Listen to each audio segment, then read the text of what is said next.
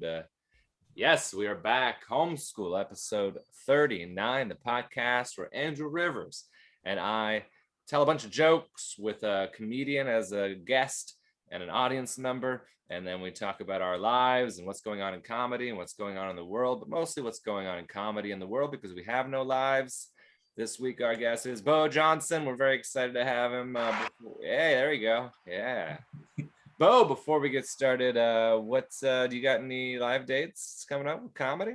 Yeah, I think you should break out your calendars and just count down to the Apple capital of Washington State in Wenatchee. I think it's like August 22nd.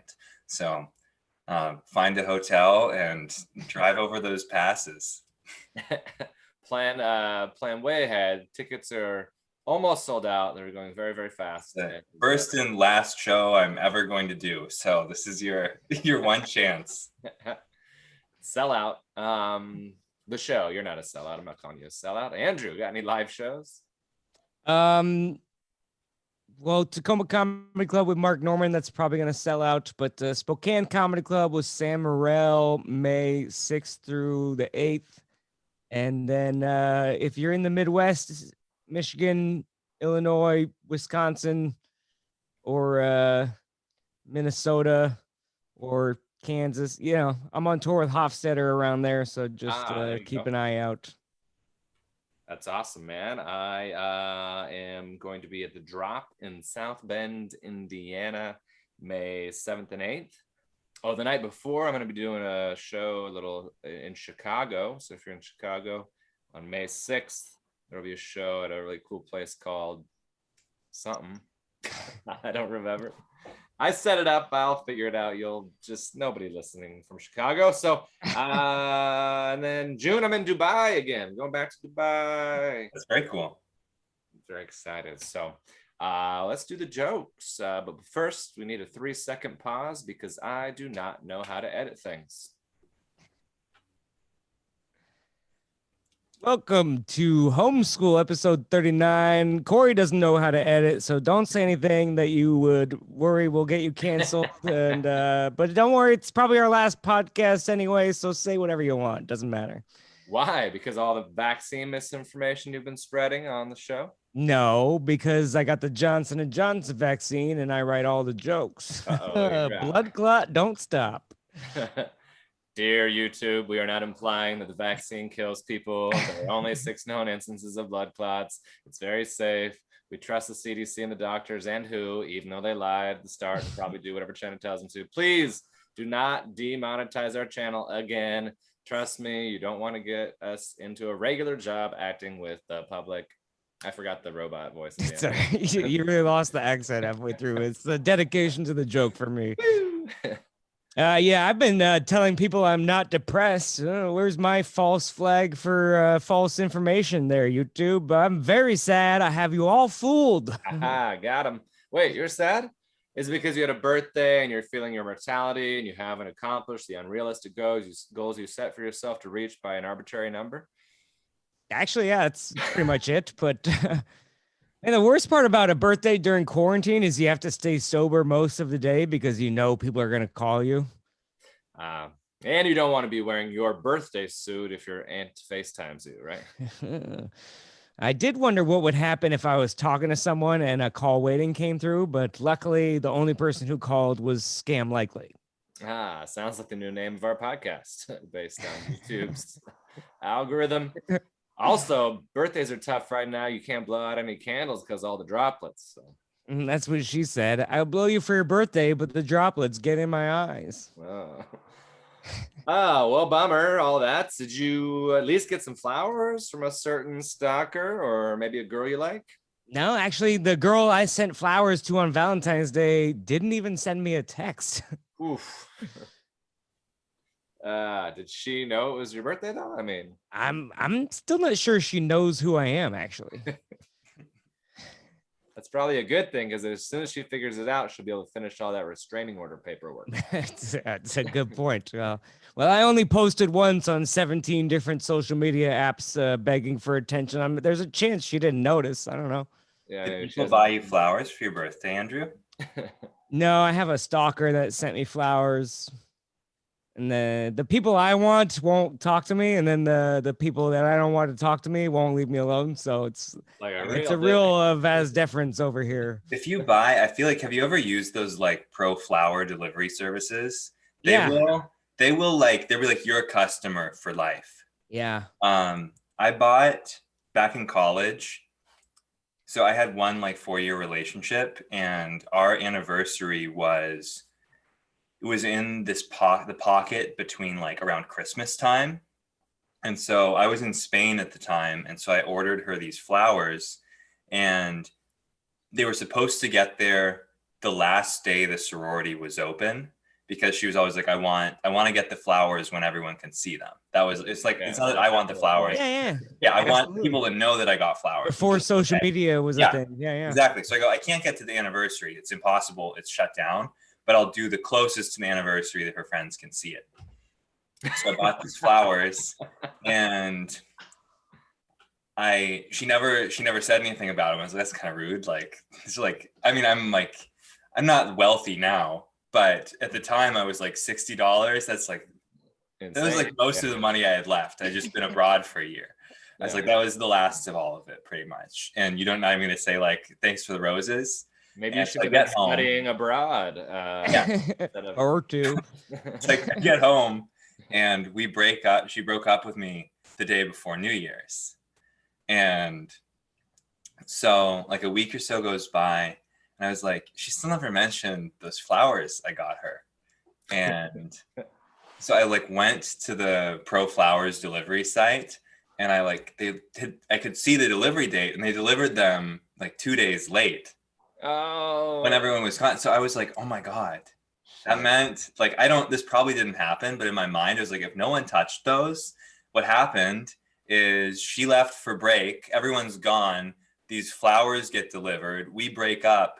And then everyone finally moves back into the sorority. And there's just this vase of dead, frozen flowers in front of the door that's like, happy anniversary, baby. I can't wait to spend so many more years with you.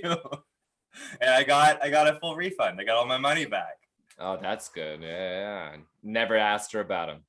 No, I think we talked about it. I really want to know. I want to 2 years later. When we like caught up for the first time and had a good laugh about it. But oh, fine. Oh, you did? Okay. Yeah. I got a funny flower story, but I guess I'll tell it here. But we accidentally sent a girl like a box of seeds instead of like flowers, I was like, here, you fucking grow it, And I do a joke, it doesn't work, but I say like, it's good for our test for our relationship because I'm a fixer-upper also, so I'm like, hey, if you can take care of these seeds for 3 months, then maybe you'll be ready for my seeds. Till my soil. Yeah, in 10 years, I'll buy her a Lexus on Christmas, but it'll just be the parts strewn about on the driveway, and I'll hand her a wrench. Here, you put it together.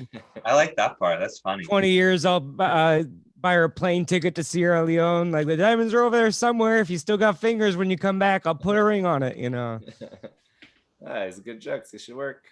Yeah, well, people are like, diamond slaves in Africa. It's really a bummer. Fair, I guess. We're going off the rails, but it's totally fine. It's fun. When I taught high school, I would see kids get onto the bus from their home with the balloons that their mom gave them so that they can walk around campus with the balloons. And I'm like, oh, God, don't do that. What was the tradition like at your high school, Cory? Was it like a big deal to ask people to dances? Was like you had to do something creative or just like... Well, the school really frowned upon Cory asking... damn it. He laughed before I even... All right, you get it. You know where I was going. Well, the good news is you'll have lots of flowers at your funeral, Andrew. Okay, well, not going to explain that joke. We don't want this podcast taken down. Speaking of being taken down a peg, is that what you call it when you get a blow job from a pirate? Exactly. Yes. Well, Pierce County in Washington moving back to phase 2. Mm-hmm. They heard I had some shows coming up. They're trying to accommodate for my draw. Oh, that's nice. Not to be confused with Texas, which is still in phase 2. Many people are alive. Dear YouTube, this is not an actual phase. It's a joke. The podcast is a joke. My career is a joke. Just ask the IRS. I said I was a comedian. They were like, false information. Yeah, yeah, yeah. You're a hobbyist. If that's true, then so is Trump. I mean, you both work the same amount, but hey, when I file taxes, the IRS just says, "Come on, you're just making more work for us. Please go away." But hey, you're not a hobbyist anymore. Things are opening up, and you're officially fully vaccinated. What are you gonna do? Go to Disneyland? You're gonna go on tour? Go have an orgy in Florida? Yeah, I haven't done any of those things in the last year. Okay. But things are starting to get back kind of normal, right? School shootings are happening every week. Police are killing unarmed people during routine traffic stops, mass shootings. I think I'm just going to stay inside some more. This feels like a sequel to last year, and sequels are always worse. Scary Movie 6 is going to be great. A cop said last taser. Summer too. Yeah, I don't know what you did last summer. Nothing. Do you think they just do the same cast if they do another Scary Movie? It's just really old teenagers. Jamie Kennedy is the father. Was that him that Anna Faris, that's the name I was looking for, right? Oh yeah. There's something about I just watched I Know You Did Last Summer. I don't know why. Oh really? Sarah Michelle Gellar and Jennifer Love Hewitt, the three named women from my childhood. Yeah, I mean, I know why you watched it. I don't know why. I mean, these specific ladies were in it. I didn't finish.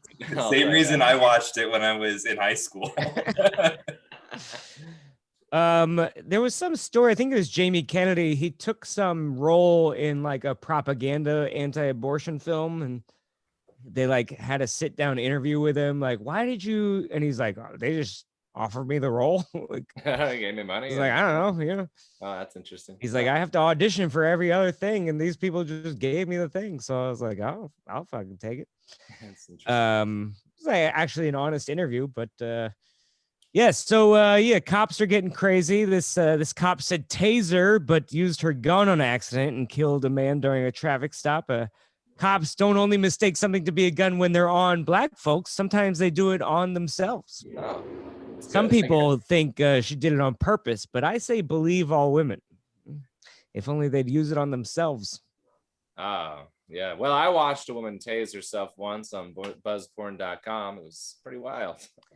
Interesting finding out what you're jerking off to there. But yeah, he got pulled over for having air fresheners hanging from his mirror, which is illegal in 5 states. It's very dangerous. It blocks the view of the cop about to shoot you in your mirror.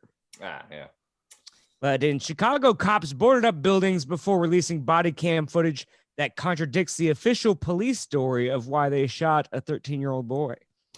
And the video, the officer yells, "Stop running, drop your weapon, and put your hands up," right before the kid stopped running, dropped his weapon, and put his hands up.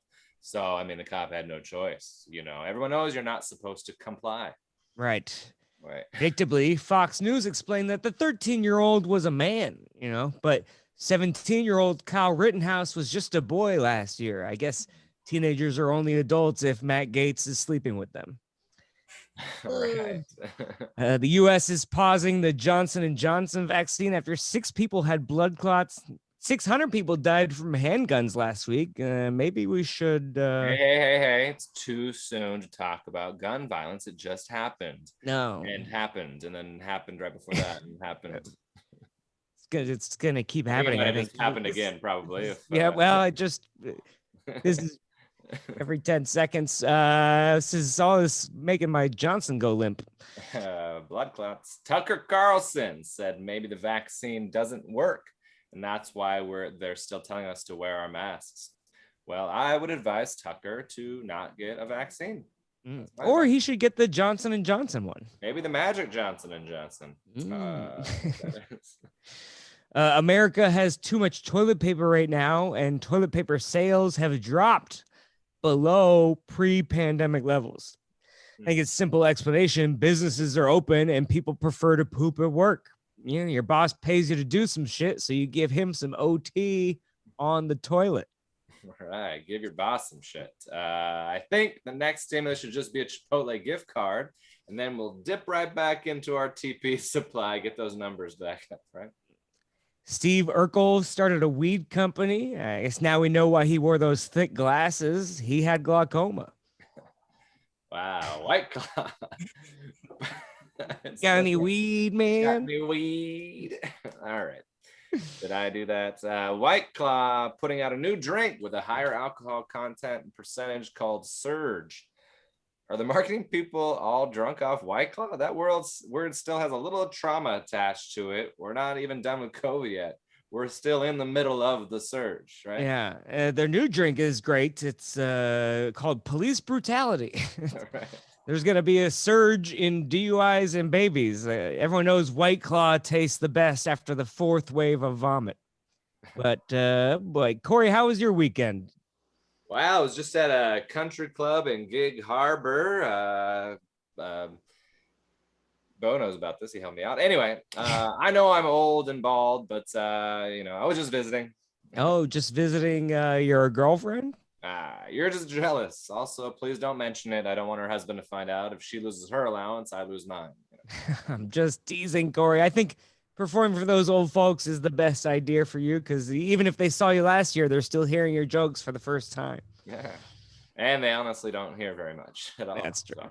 That's good. I was on the Dope Show this weekend. Very fun. You do 10 minutes sober, smoke a bunch of weed, and go back on stage and do 10 more. Ooh, that sounds terrifying. I'm not sure I could do it. What, go on stage high? Oh, no. Stay sober until 8 p.m. Or do 20 minutes of comedy. That's crazy. Well, 20 good minutes, maybe. Pfizer, as I like to call it, Pfizer, the YouTube algorithm. Hooked on Pahonics. Did we explain this well enough in the beginning? I don't know. They took down a video of ours because we keep talking about the. Anyway, it says they say a new vaccine booster shot could be needed in 12 months. Interestingly, coincidentally, 12 months from now, Andrew will have a baby that will need a booster seat, right? You're fully vaxxed and back in the game, right? Caller number 5. Tell some people. Sam Adams, this next story, maybe I'll get these bitches drunk, but Sam Adams and Budweiser giving away free beer if you send them a photo of your Band-Aid on your arm or your vaccination sticker. But be careful, too many beers and you'll send a girl a picture of your needle dick. Mike Pence, remember him? Nope. Pacemaker installed, which means he finally got a heart. That's neat. Now we just need Trump to get a brain and some courage. Ooh. We can't do the no impression. The lion. Every time. Hey, shocking Bachelor Nation news rocking the world here. Former Bachelor, was it Colton, came out as gay. Crazy. I can't wait till they discover Katie is actually gay. Oh, wait. Katie's gay? Well, I mean, she didn't sleep with me, so I assume. Yeah, it's the only possible explanation. Well, that's wild. How many reality show marriages work out, though? Anyway, I think there's still hope for you two, huh? That makes it even worse. I mean, she chose probable divorce over definite herpes. A study from the New York Times says that 87% of COVID news coverage is negative. Well, yeah, why not celebrate how many old racist assholes who died in the past year? Good news. Not enough. Here's some surprising good news. Texas COVID cases are at a record low 3 weeks after the mask mandate ended, which I guess cowboy hats and a Southern accent encourage social distancing, especially if you're black.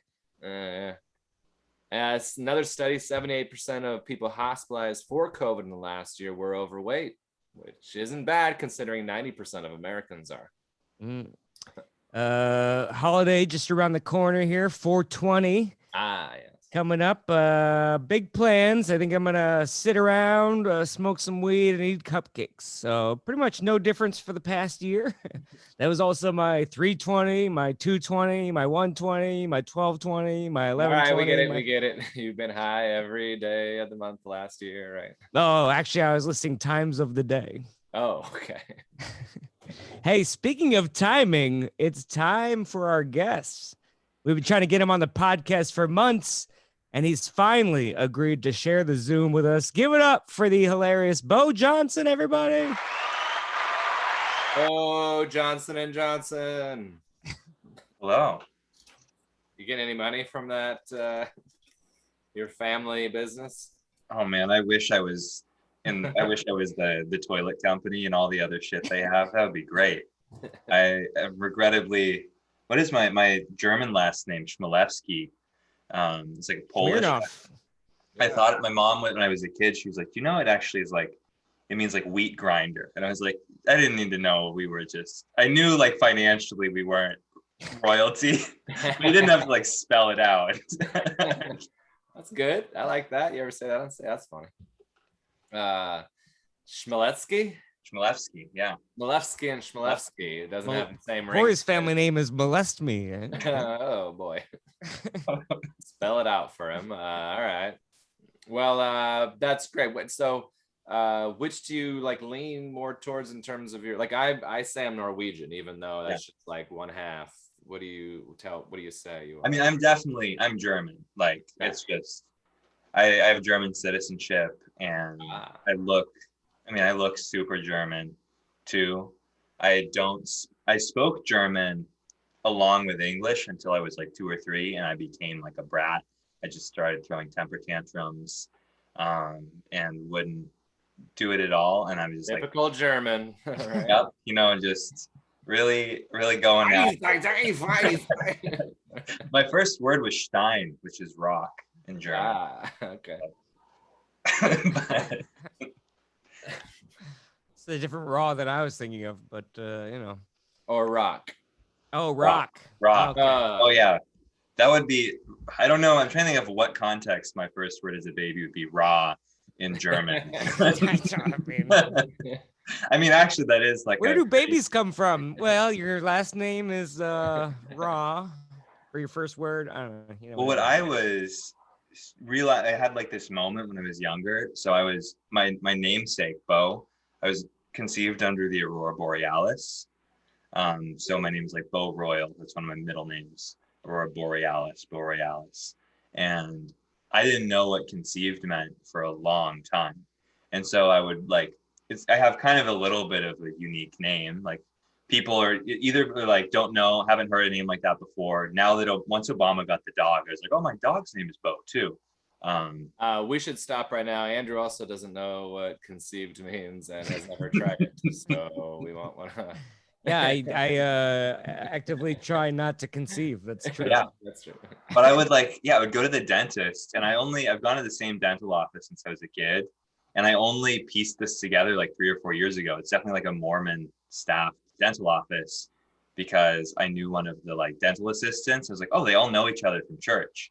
But I would remember like going in there as a little kid, and they'd be like, oh, what a like cool name. And I was like, yeah, I was conceived under the Aurora Borealis. And they're just like, oh, that's great. Okay. I'm not gonna be the one to explain to you. Like, do you know what that means? And it's like, I don't know. Isn't that fun? Sure, yeah. My name, okay, it's Cory. My parents found it in a book. So that's it's the whole story. Yours is way cooler.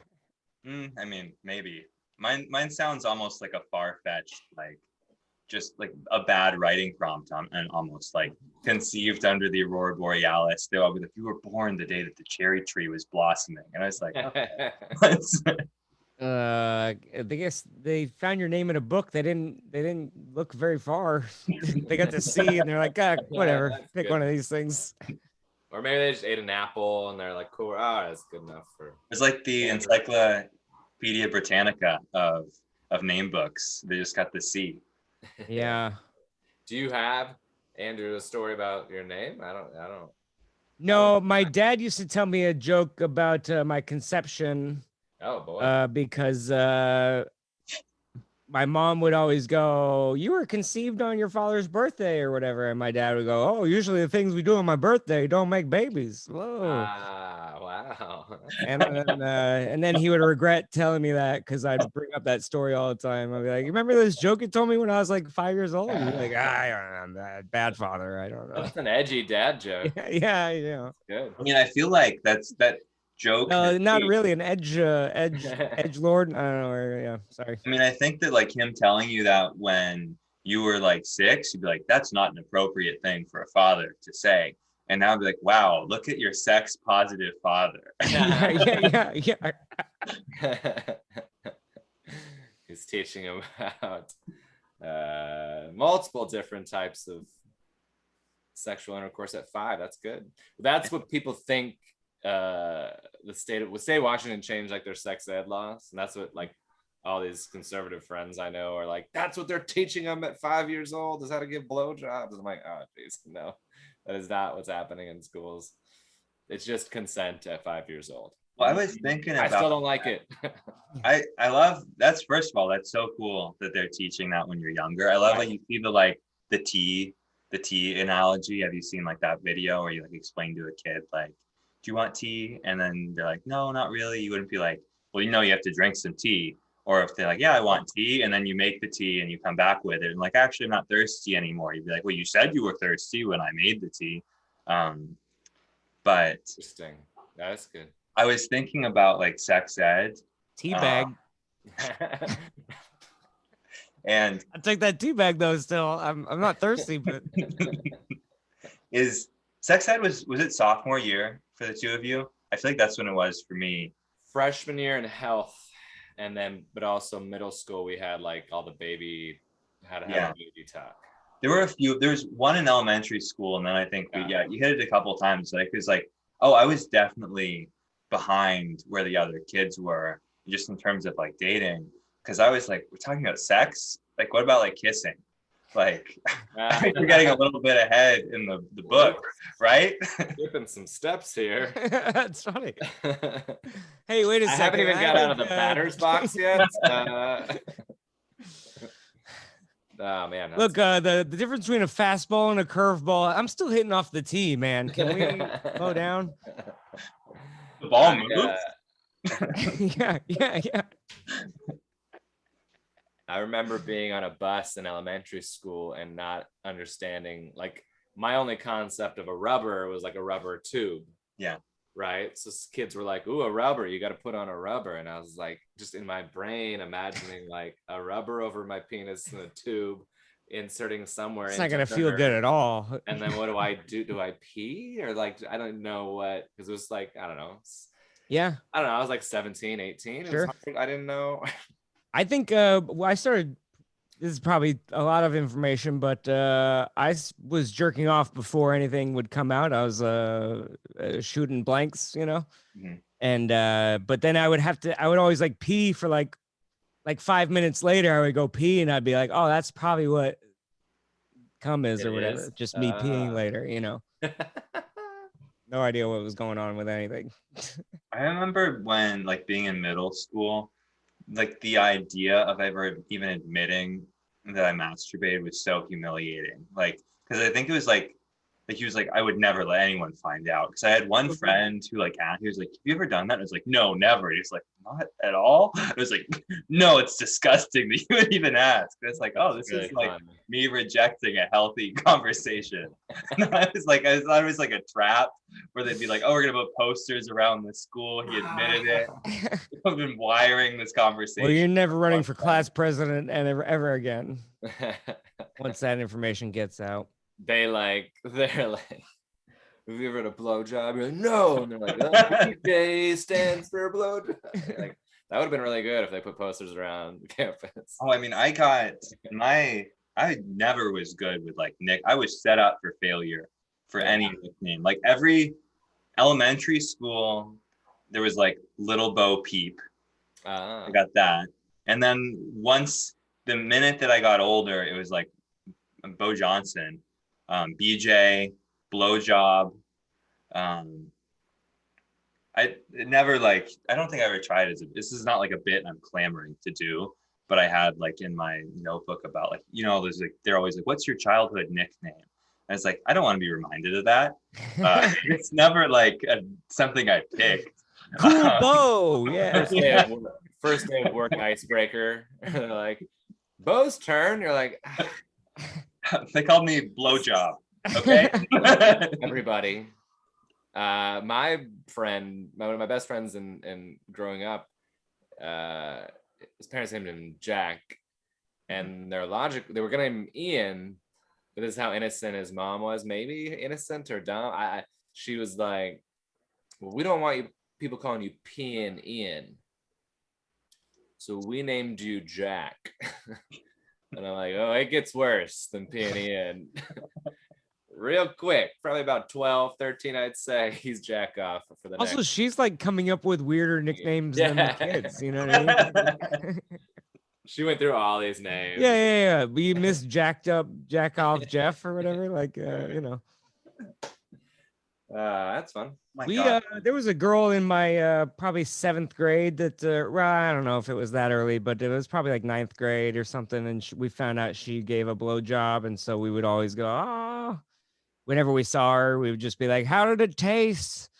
And she'd be like, shut up. And then one day I go, how does it taste? And she goes, salty. And I was like, oh, I don't really have anything else to say to that.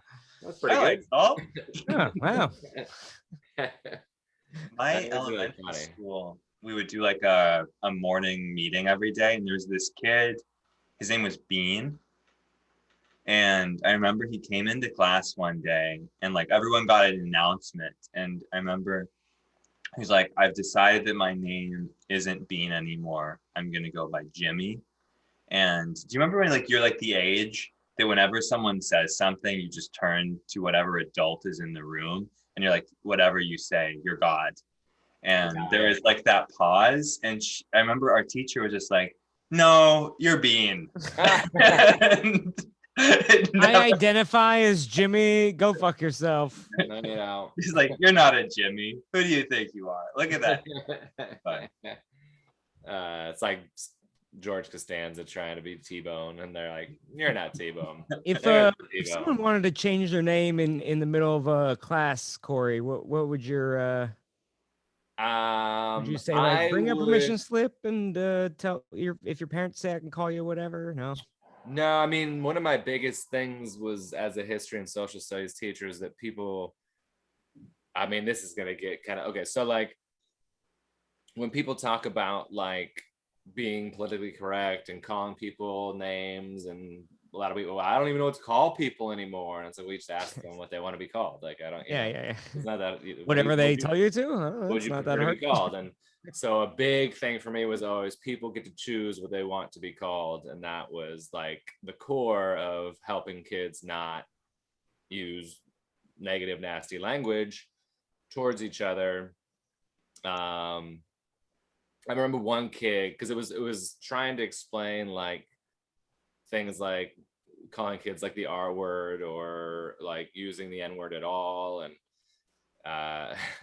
one of the explanations I was trying to give a kid is like, yeah, you and your buddies might be like, fuck you, motherfucker, you know, like, but you're buddies. But this is how he explained it. He goes, I can call my friends motherfucker, but if some guy across the street just yelled out, fuck you, motherfucker, I'd go kick his ass.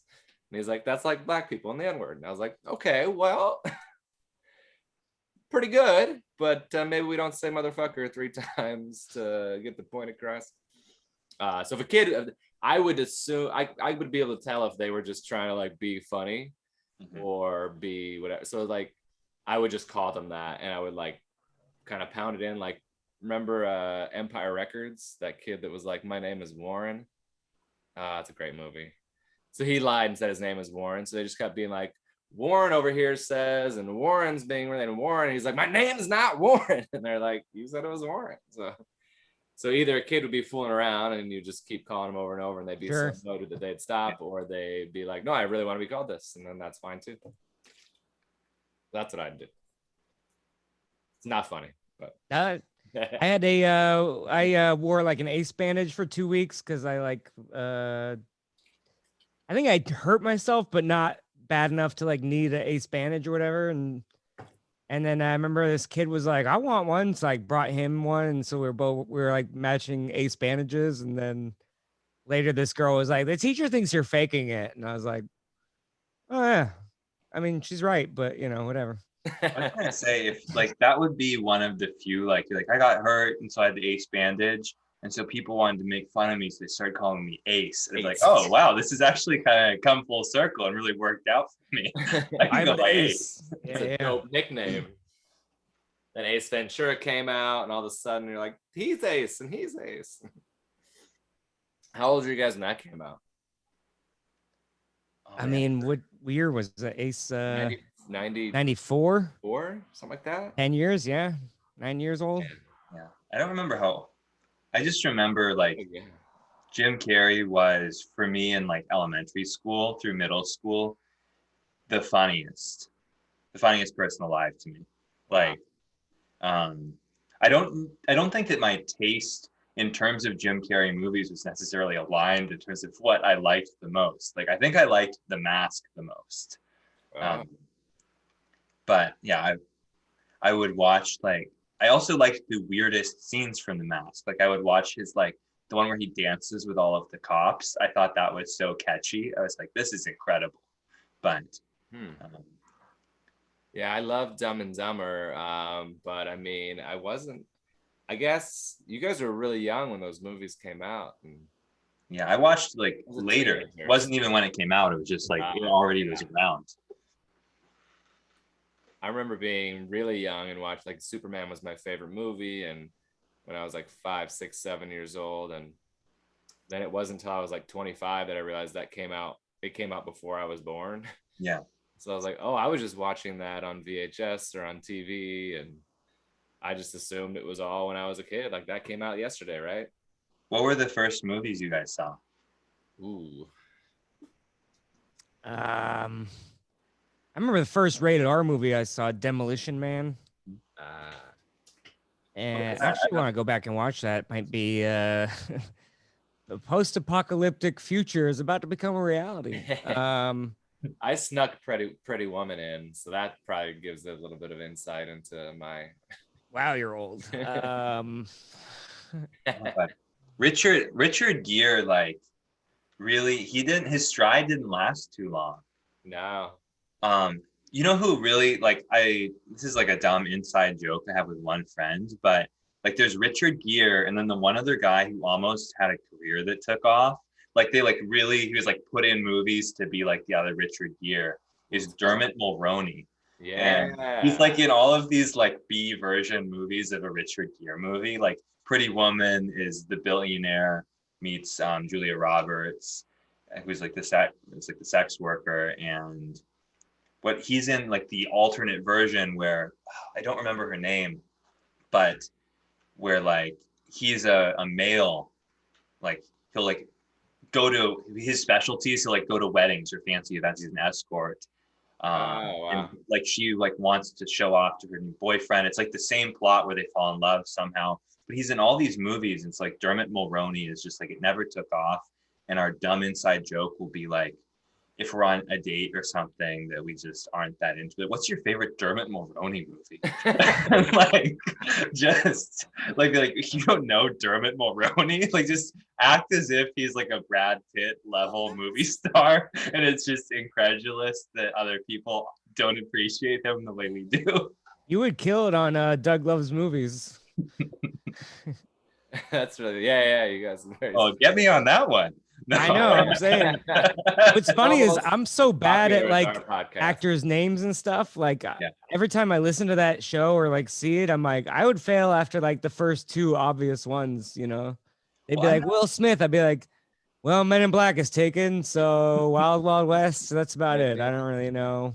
Well, if it makes you feel better, I'm a lot of like, I'll be like, it's the movie where like I'll vaguely describe it. It's the same way that I'll give directions where like I'm living right now where I'm at. I've been like house sitting for these folks that live a few blocks from where I grew up, where my parents live. And I know this area so well. And I couldn't direct anyone. Like they'd be like, how do I get to Safeway? And I'd be like, well, you're going to drive up the road. And then there's like the house for my friend Matt and I. They'd have all this like free stuff out front. And they had a sign that said like free. And so as a joke, we'd steal the sign and not take the stuff. And they'd put up another sign, we'd steal it. So you'll take a left there. It's like, these are all just references to moments in my life as a director. They're not like cross streets or descriptions. And that's the same way I am with movies. Oh, you passed the house I lost my virginity at, and then you take a left where I got punched for the first time, and then what are you talking about? Same house, actually. Same house. But with like movies, I love, that was like my thing as in middle school, in high school. I love that. I spent almost the two things I spent all the money I made, like mowing lawns and doing yard work. Half, which I regret now, was iTunes Music. I had a phase where I was like blowing through money on iTunes also, Yeah, but I've spent at least $1,000 on iTunes Music. all that shit was free on Kazam, you know? I should have. LimeWire.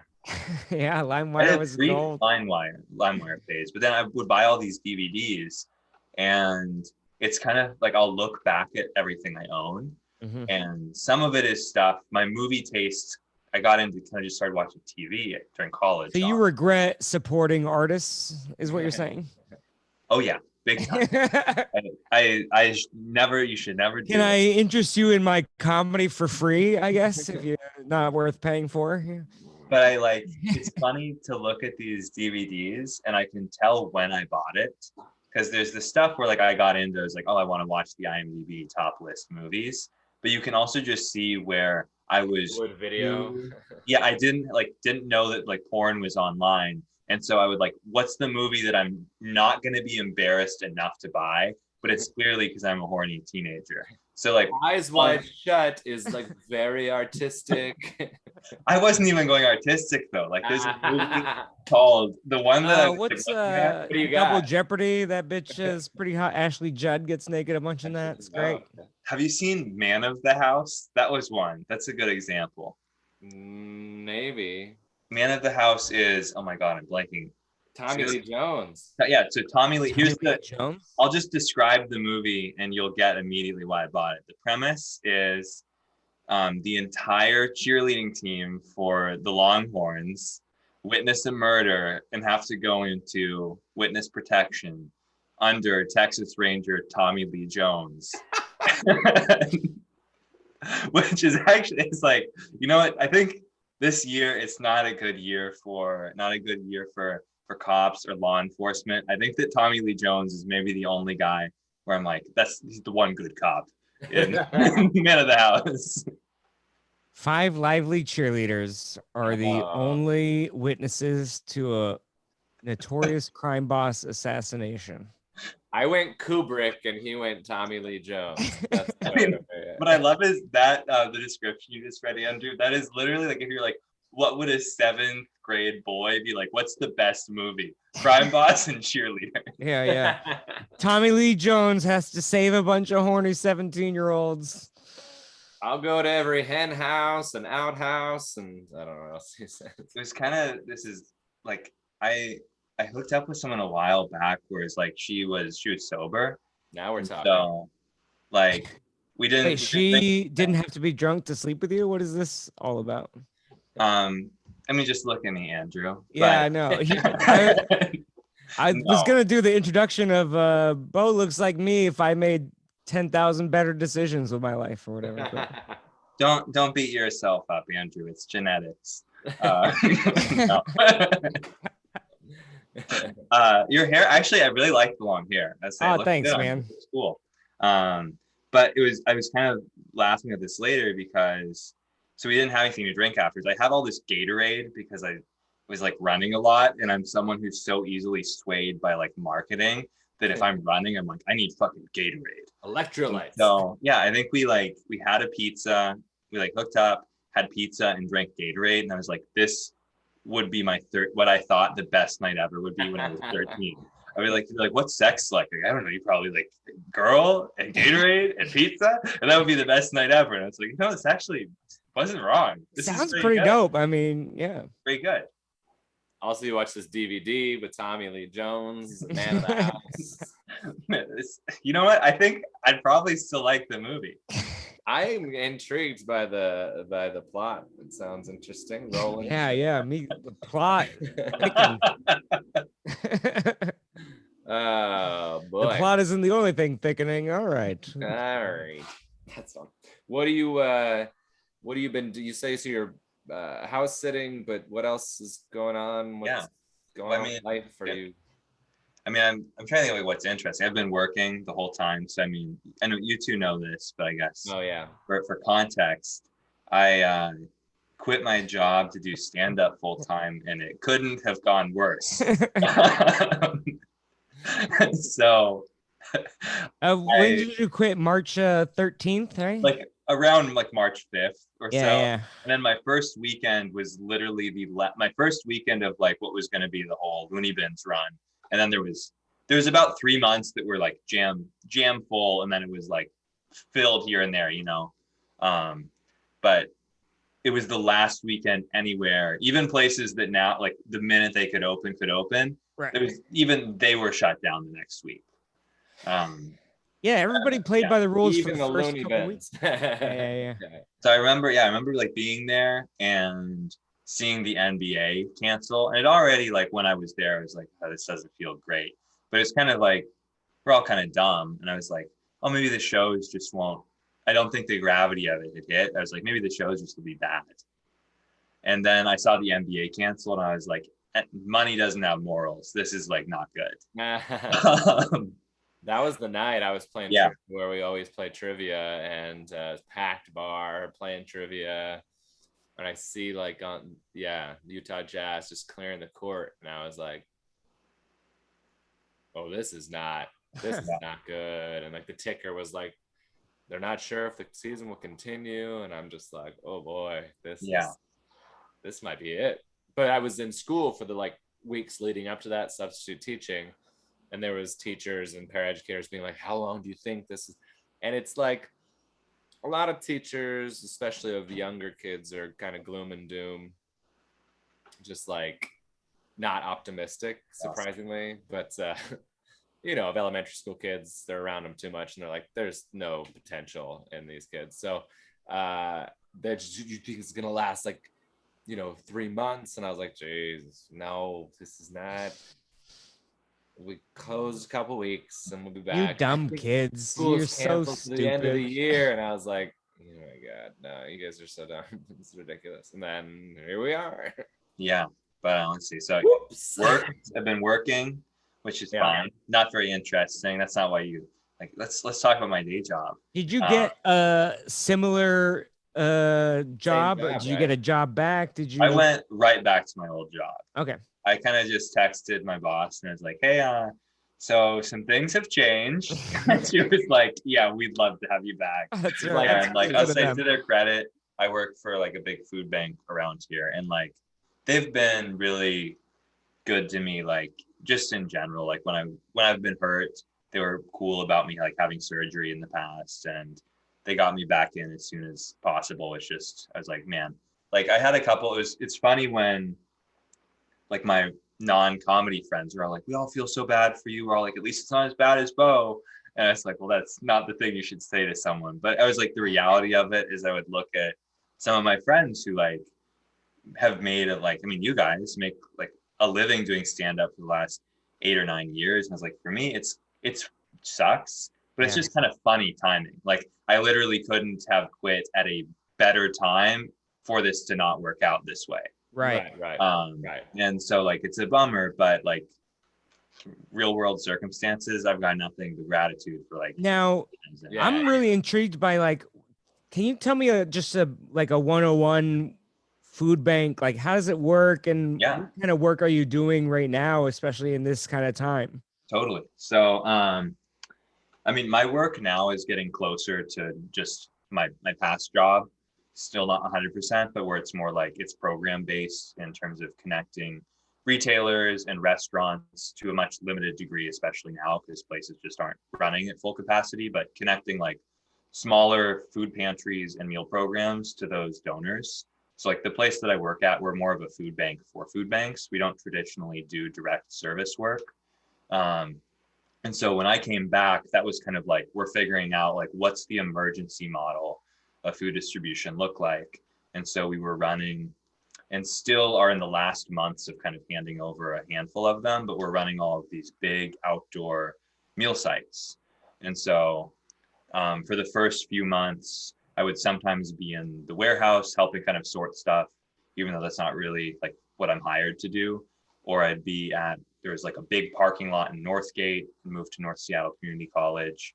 I would do that once or twice a week. I was at Bellevue College. Like we had a big parking lot where cars would come through, one in South Park where actual warehouse is. And some of those sites are so busy. It's like, it kind of just, it puts stuff like this is the most recent one I'd been at in person. I'd mostly like been handing out like boxes, and that kind of, this is maybe the same as like when you get any kind of like a flow state. If you're writing, whatever space you can get into, like a workout, if you really just hit like that zone, you just kind of stay in it. And so I'd done that a bunch this year, and you just kind of don't even think about how many cars there are. And the last one I was at, I was helping direct traffic at the top of this hill. And it would be like the line would just keep coming. And I was like, I knew it was a lot, but it was the first time I was like, there's just, the line never ends. So now that's the main, that's also from that perspective, are we getting better in that direction?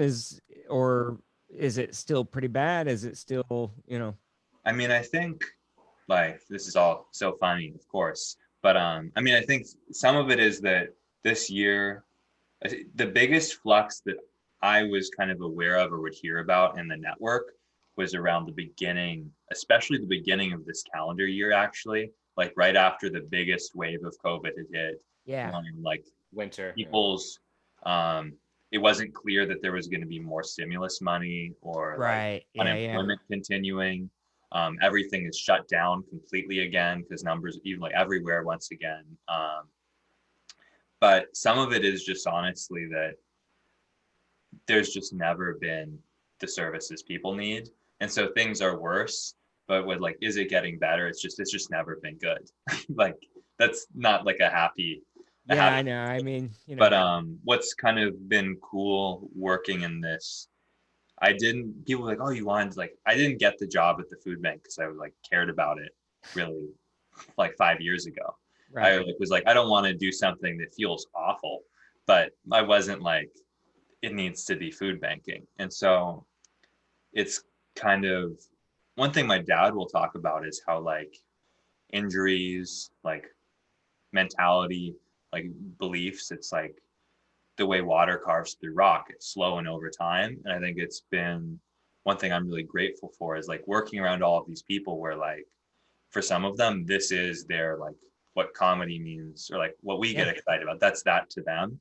And it's worn off on me over like 5 years, where I think initially I was like, oh, I work for a food bank, cool. And then over time I was like, oh, this is like really important, valuable. And you can see the way people think about food banking as not this apolitical thing, but something that's a part of like this intersection of all of these services that people need, and all of these like disparities in terms of how communities are treated in this country, and like just all of these intersections, and seeing it in this more holistic way. And at least in food banks around here, that's a slow shift, but you can see kind of a movement of thinking about like, oh, how can this work be less around like this almost like we're heroes who give food to people who need it, and more like how can we actually get food out in a way that helps people the way, because it shouldn't be this like, oh, here we're giving you something. It's just, here's something that's a universal right, and how can we make access easy and filled with dignity, and so like it doesn't feel like this confusing or hard thing to do, or like shameful to accept it. What are there like volunteer opportunities? Do people mostly just give food or money, or like what's the best way to sort of help out? Totally. So I'd say if people are interested in that kind of world, I'd see like, what neighborhood are you in? I would just look up like, what are the local food banks? And if you want to volunteer, there definitely are like, people will be needed for either more temporary stuff, if it's kind of just on the line, or if it's something you want to do more regularly, like there's like driving positions often, or like going into stores, picking up the food in those spaces. Obviously, like if it's something that's trained, committing to something longer is more helpful. But the place I work for is, I mean, I kind of like, should I tell people? But you can just Google me and find out. It's on LinkedIn. I work for Food Lifeline.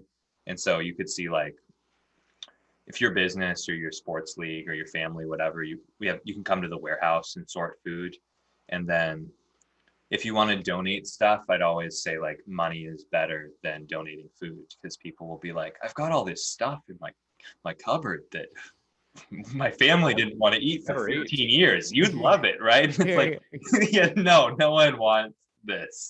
Like, there's a reason you've been like, oh, maybe next year we'll eat this. So yeah, just give money.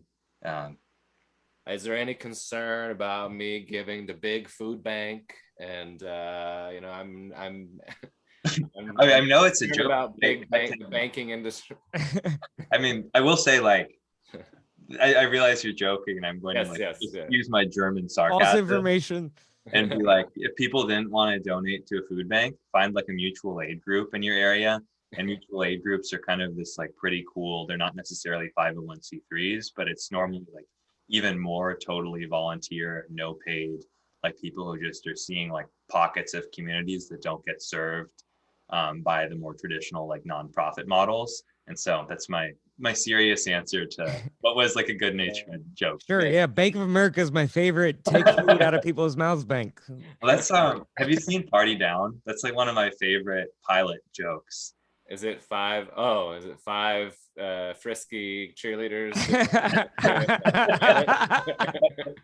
Party Down is like a group of actors move to Los Angeles and end up as cheerleaders. Wow, this is yeah, it's like a show. There's a bunch of like wannabe showbiz people, but the joke is it's Adam Scott is one of the characters. I wish I remember the other actor's name, but they're both actors, and the guy who's bartending at this catering event is like, "Who's your agent?" And he goes, "State Farm." And he goes, "Are they good?" That's great.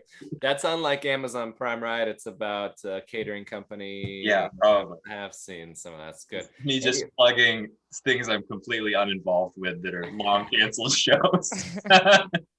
Are you comedy-wise doing any projects, or have a bit that you're like, oh, this is gonna be killer when I go back in August? Like, it's hard to know. I mean, I think that I know you guys have been on the road a bit. I'm getting to the place I'm excited to be back at it. I'm not really in like it needs to be tomorrow, but I've liked this space kind of where I've become very insufferable. I read a lot of self-help books. I'm trying to be like, who am I? Who do I want to be? Right. But how do you do the podcast? I wrote some jokes down before. I would love to hear them. We don't always get to this part, but we have time. So yeah. Yeah. I mean, I don't know. Like I said, you guys have probably seen, I have no idea. Half the time I think something's like, I'm the most excited about something. I'm like, this isn't the thing that'll work. Yeah. But I've just kind of been looking back at like, what are things I'm surprised I never had a joke for, where I'm like, I've always been like, that's so unique to me. Like, both my parents are massage therapists. And so one of the things I've been trying to play with that is like, I've had this happen a couple times where like, I'll just present it in the non-concise version, just like where it's born from. But like my friend Jacqueline is becoming a massage therapist, and so she needs to do like a lot of practice work, and I was like, oh, you could like work on me, and she's like, no, I don't want to work on you. You've had like both your parents are massage therapists, like it's not going to be good, like you're just going to be judging me too much. And I'll be like, what do you think I'm going to say? Like, oh, that's not how mommy does it. Daddy was so much so much better. Yeah, Dad also always uses lotion. Yeah, like the fact that your parents are like, they're probably not rubbing you down every day. Like, yeah. You know what I mean? Or the other pieces, like people would always ask me when like in a mean, they'd be like, oh, do your parents massage you? You get a massage from your dad? I'd be like, yeah, he's a professional. Like what if because they're like, isn't that weird? And I'm like, if you are worried about the massage from your dad being sexual, that's like a you thing. That's not me. And it wouldn't like it. I don't. My dad gave me happy endings, and he wasn't even a licensed massage therapist. Yeah, but like it would be weird if my dad gave me massages if he was like an actuary. He's like, "Come on, boy, get that shirt off. It's massage time." But that's one. That's good. That's good. Yeah. Fun. Yeah. Yeah, it would be weirder if my dad wasn't a massage therapist. Yeah. Just an auto mechanic. You have the worst hands for this. That's it. I think mechanic is probably. I mean, that's they a are better- greasy, but Yeah, different leave kind of. marks on my shoulders. or Yeah, something. yeah. Ooh, just, the black Um, fingerprints Analogy of everywhere. another job too, that where parents do that for their kid. Like if like a chef, my dad was a chef, I wouldn't be like, I don't know, it's kind of weird. Probably gonna put his dick in my food. That's a you problem. That doesn't happen. Let's see. All right, that's fun. What's another one? This one, I'm trying to think. I've got this long list. What do I want to? Do you want me to give you? This is the hacky comic at the edge of it, and not hacky, just like the Do whatever you want. Do you want me to give you some Dirty or topics? clean or yeah. Dirty or clean or political? Let's see. I have Travis Simmons on the podcast, everybody. what you want to help me with. I have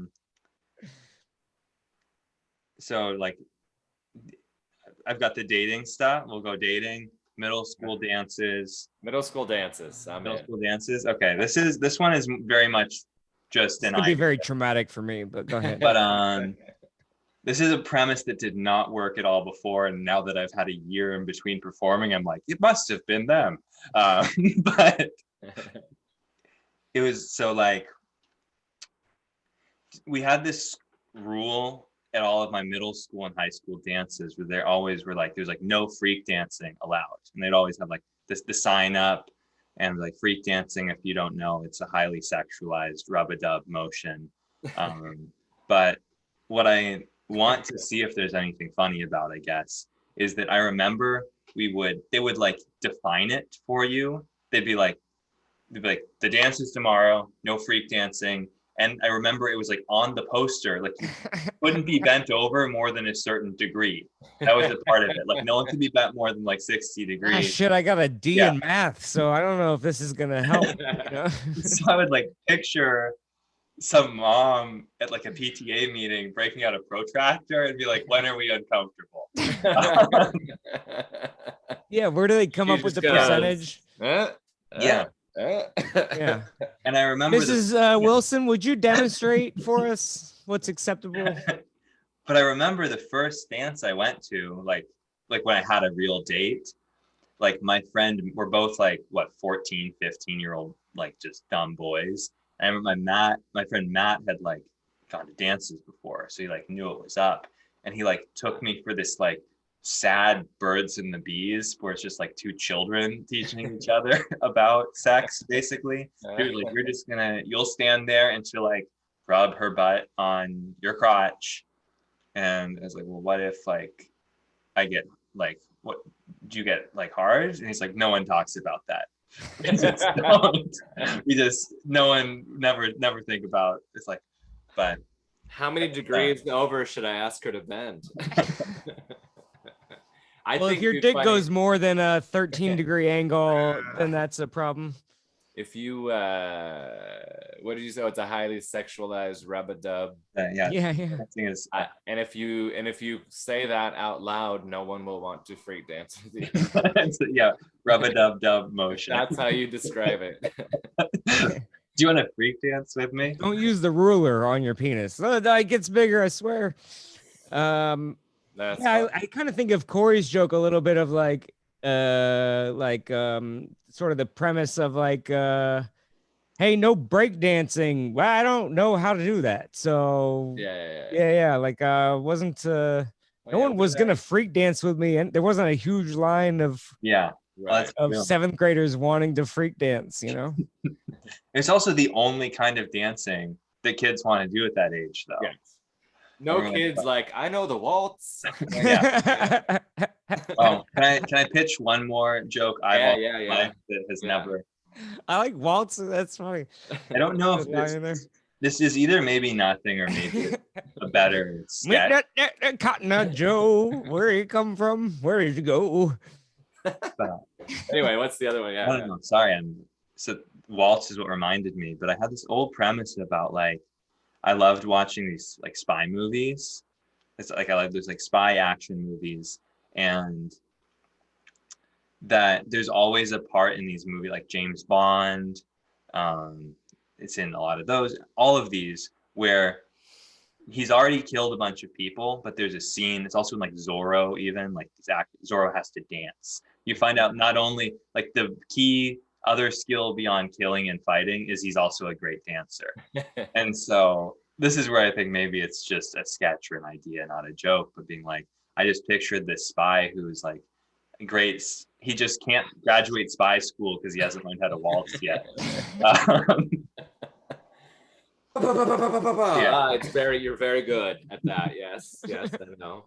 Nobody's ever seen me anywhere. I'm like very discreet, but we actually want you to not be discreet and dance eloquently. Exactly.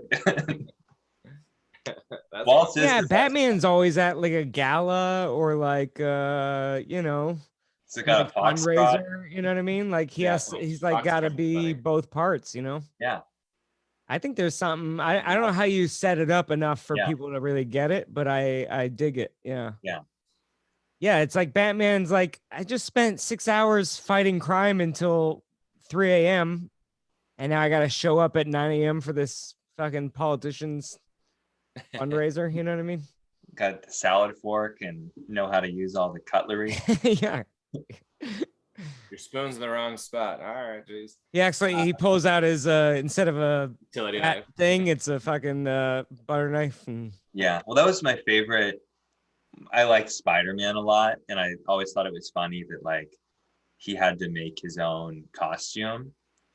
And so I had an old bit about like how I wish that was in other superhero movies. Like Batman is there and he's like, Alfred, I need you to go to the store. And he's like, what do you need? A new grappling hook? He's like, black yarn.